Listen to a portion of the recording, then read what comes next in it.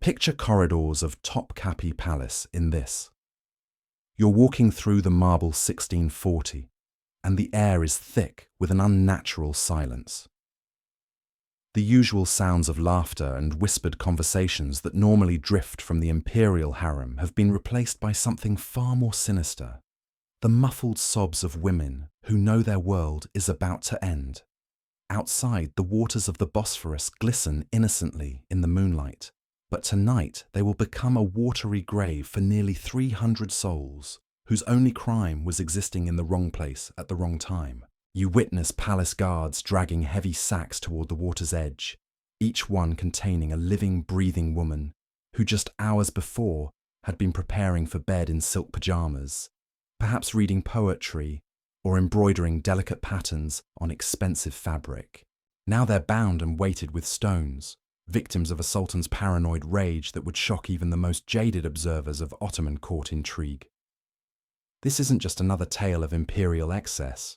This is the horrifying reality of what happened to concubines who fell from grace in one of history's most powerful empires. The story you're about to hear will challenge everything you thought you knew about the legendary Ottoman harem and reveal the brutal mechanisms of power that operated behind its gilded walls. Before diving into these forgotten stories of survival and suffering, if you enjoy learning about the hidden truths of history, consider hitting that like button and subscribing for me know where you're listening from. More content like this. Please comment below to let I find it incredible that we're exploring these ancient stories together from different parts of the world, connected across time and space by our shared curiosity about the past. The Ottoman Empire's treatment of discarded concubines represents one of the most systematic examples of how absolute power corrupts absolutely, and how the most vulnerable members of society become expendable when they know. What you're about to discover isn't longer serve the interests of those in control, just ancient history. It's a window into the darkest aspects of human nature when unchecked authority meets desperate self-preservation. The imperial harem of the Ottoman Sultans wasn't the exotic pleasure palace depicted in Hollywood movies or Orientalist paintings. It was a complex political institution where hundreds of women lived in. These weren't just beautiful women down a carefully orchestrated hierarchy that determined every aspect of their existence.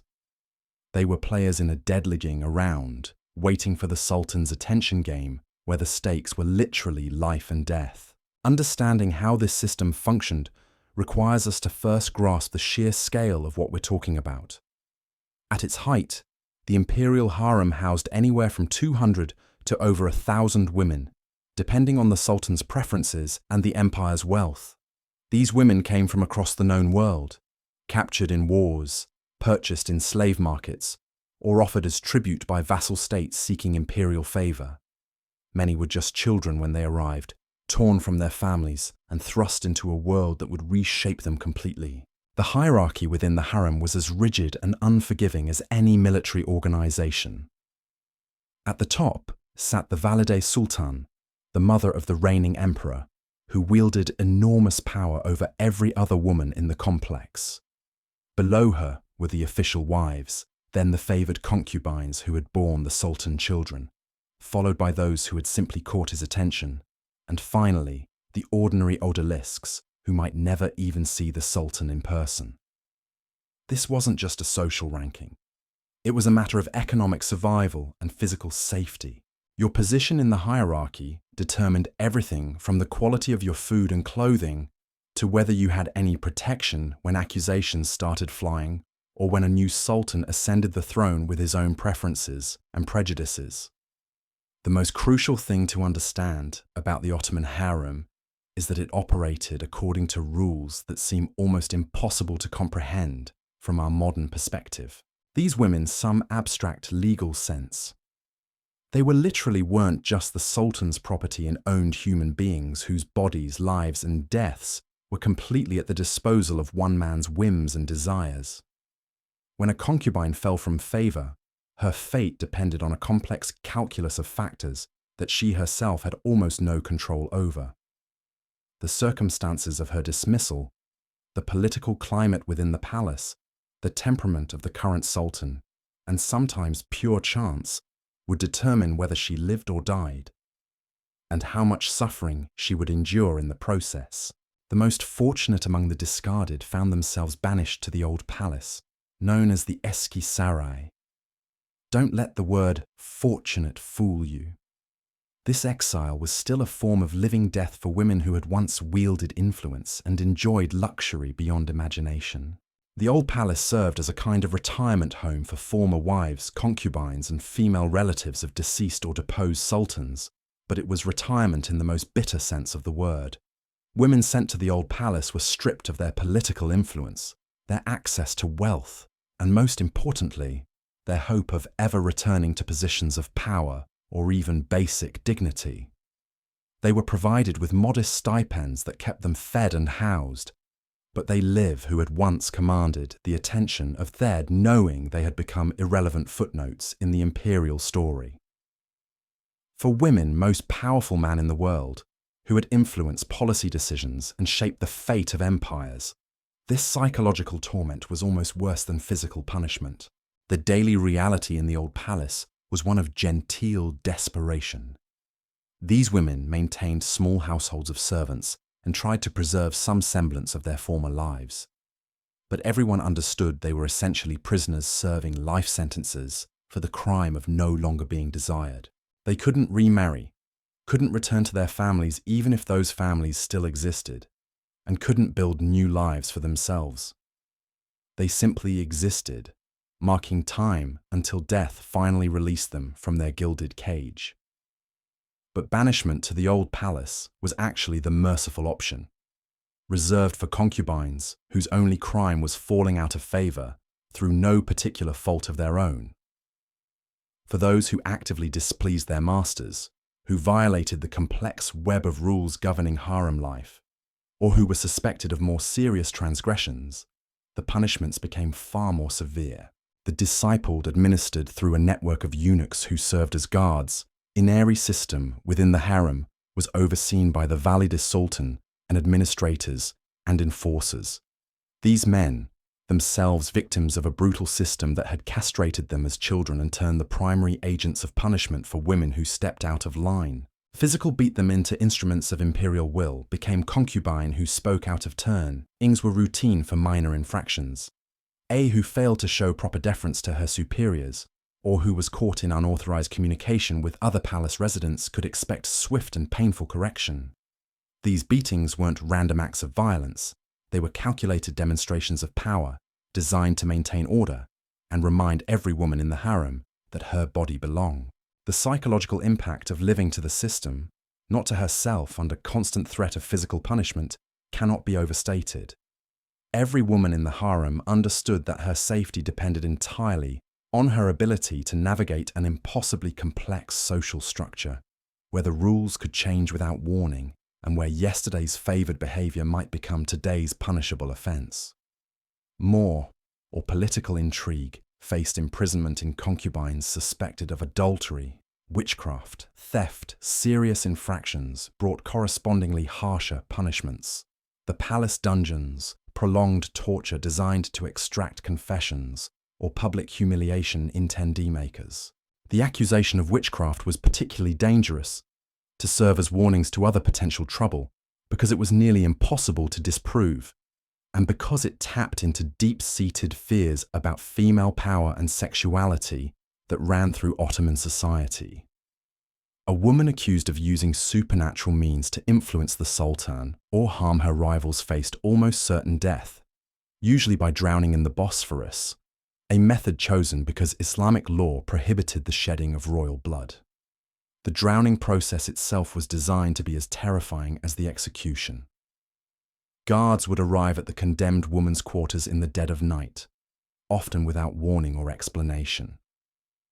The victim would be bound with silk cords, a grotesque irony that even in death, the trappings of luxury were maintained. She would then be sewn into a weighted sack, sometimes while still conscious, and pleading for mercy that would never come. The journey to the water's edge became a final parade of imperial power. Palace eunuchs would escort the condemned through darkened corridors. past chambers where other concubines lay awake, listening to the footsteps that might one day come for them. The psychological warfare was intentional. Every woman in the harem understood that those footsteps in the night could be meant for her. At the Bosphorus, the execution would be carried out with bureaucratic efficiency. The chief black eunuch, or his designated representative, would oversee the process, ensuring that imperial justice was served according to established protocol. There were no last words, no final appeals, no mercy. The weighted sack would disappear beneath the dark waters, carrying with it not just a human life, but any inconvenient secrets that might threaten the stability of the dynasty. But the most chilling aspect of these executions wasn't their cruelty, it was their casual nature. Palace records from the period treat these deaths with the same administrative detachment used to record the purchase of new carpets or the repair of roof tiles.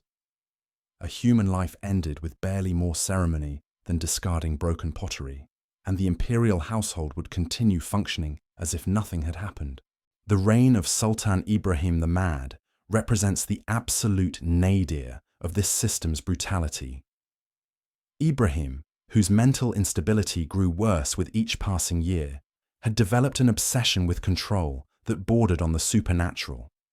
He believed that his concubines possessed mystical powers that could influence his fate, and this paranoia would ultimately lead to one of history's most horrific mass murders. The catalyst for Ibrahim's madness came when palace spies reported that one of his concubines had been carrying on an affair with a palace guard. In a functioning society, such an accusation would trigger an investigation, a trial, perhaps punishment for the guilty parties. But Ibrahim's court was not a functioning society. It was a powder keg of paranoia and absolute power waiting for a spark. Unable to identify the guilty woman, despite subjecting multiple suspects to torture, Ibrahim's rage consumed what remained of his sanity. If he couldn't punish the individual who had betrayed him, he would punish them all. The logic was simple, terrifying, and absolutely consistent with the worldview of a man who had been raised to believe that other human beings existed solely for his pleasure and convenience. The preparations for the mass execution took days, during which the condemned women lived in a state of suspended horror. They were confined to their quarters, forbidden to communicate with each other, forced to listen to the sounds of construction as workers prepared the instruments of their destruction. Some tried to send final messages to family members they would never see again. Others spent their remaining hours in prayer, seeking comfort in faith that their captors had tried to strip away from them. The night of the massacre, nearly 300 women were systematically rounded up, bound, and prepared for execution. Palace records suggest that the process took hours, with guards working in shifts to maintain the efficiency of the operation. Each woman was sewn into her individual sack, wiled with stones from still alive, weighted the palace gardens, and loaded onto boats that would carry them to their deaths. The sole survivor of this atrocity owed her life to pure chance. Her sack had been inadequately sealed, allowing her to tear free underwater and swim to the surface where she was rescued by a French merchant vessel. Her testimony, when it reached European courts, sent shockwaves through diplomatic circles and provided the outside world with its first detailed account of the systematic brutality that characterized life within the imperial harem. But Ibrahim's massacre wasn't an aberration. It was simply the most extreme example of a system that had always treated women's lives as disposable commodities. Palace records from earlier reigns document dozens of smaller-scale executions, disappearances, and mysterious deaths that followed the same pattern of arbitrary justice and absolute power. The political dimensions of these punishments added another layer of horror to an already nightmarish system. When a sultan died and his successor ascended the throne, the new ruler would often view his predecessor's concubines as potential threats to his own legitimacy. After all, these women had intimate knowledge of palace secrets, personal relationships with important officials, and sometimes children who could present rival claims to the throne. The transition between reigns became particularly dangerous for concubines who had wielded political influence during the previous sultan's lifetime. A woman who had once been consulted on matters of state policy might find herself accused of treason simply for knowing too much about how the empire actually functioned. Her punishment would serve both as revenge for past influence and as a warning to other women about the dangers of political involvement. The rivalry between Ottoman Sultan and Turhan Sultan in the mid-17th century illustrates how these political struggles could turn deadly even for the most powerful women in the empire. Kosum, who had served as regent for her son and wielded enormous influence over imperial policy, found herself outmaneuvered by her daughter-in-law Turhan, who represented a younger generation of palace women with different priorities and alliances. The conflict escalated into open warfare within the harem, with both women commanding networks of supporters, bribing officials, and plotting each other's destruction. When Turhan finally gained the upper hand, Kosem's fate was sealed. The former queen mother was strangled in her own chambers by eunuchs acting on Turhan's orders, her body left as a message to anyone who might challenge the new power structure. The assassination of Ottoman Sultans sent ripples of terror throughout the imperial harem, but it was only the beginning of a broader purge that would claim dozens of lives in the following months. Turhan's victory meant more than just the elimination of a political rival. It represented a complete restructuring of the palace hierarchy that would require the systematic removal of anyone who might pose a future threat to her son's reign. The women who had served under Kosem's protection found themselves suddenly vulnerable, their former patron's death marking them for elimination.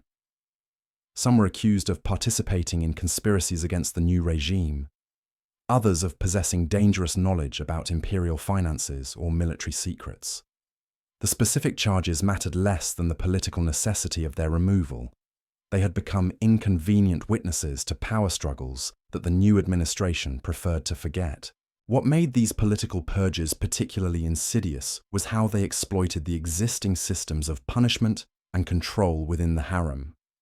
A woman who might have expected exile to the old palace for her political associations instead found herself facing charges of adultery or witchcraft, crimes that carried the death penalty.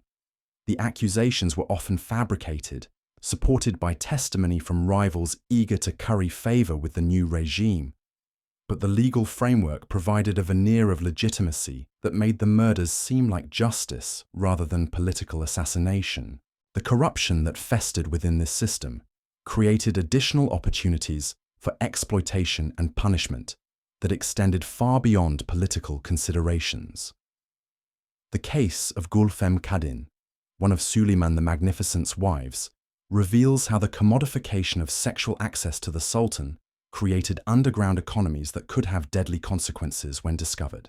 Gulfem had sold her scheduled night with the Sultan to another woman, essentially trading her intimate access to imperial power for money or favors. This transaction might seem minor by modern standards, but within the rigid hierarchy of the harem, it represented a fundamental violation of the Sultan's exclusive ownership of his women's bodies and sexuality. More dangerously, it suggested that imperial favor could be bought and sold like any other commodity, undermining the sacred nature of the Sultan's person and the divine legitimacy of his rule. When the transaction was discovered, Gulfem's execution became inevitable, not because of any harm she had caused, but because her actions had revealed uncomfortable truths about how the system actually functioned. Her death served as a brutal reminder that even the most privileged women in the empire remained property that could be discarded when it became inconvenient or embarrassing to its owner. The economic pressures that drove such corruption were themselves products of the harem's impossible contradictions. These women lived in unprecedented luxury, surrounded by silk and gold and precious stones, yet they possessed no real wealth of their own. Everything they touched belonged ultimately to the Sultan, from the jewels adorning their bodies to the servants attending their needs. This created a bizarre economy of influence and favor, where women who commanded armies of servants might desperately scheme for access to small amounts of actual money. The daily stipends provided to various ranks within the harem hierarchy reflected these economic realities in ways that bred resentment and desperation. The valide sultan might receive thousands of aspers per day, enough to maintain her own household and exercise real political influence through strategic bribes and gifts. But lower-ranking concubines survived on allowances barely sufficient for basic needs, creating powerful incentives for the kind of rule-breaking that could result in execution. The marble corridors of Topkapi Palace still echo with the screams of women whose names have been erased from official histories, their voices silenced by those who found their suffering inconvenient to remember. Behind every architectural marvel, every golden treasure displayed in modern museums, lies a foundation built on the systematic destruction of human lives. Women who were reduced to objects, discarded when broken, and forgotten when they became too inconvenient to acknowledge. Their stories remind us that absolute power doesn't just corrupt, it transforms human beings into monsters who can rationalize any atrocity as necessity, any cruelty as justice, any murder as statecraft. The waters of the Bosphorus have long since washed away the evidence, but the truth remains. Empires built on others' suffering always carry the seeds of their own destruction.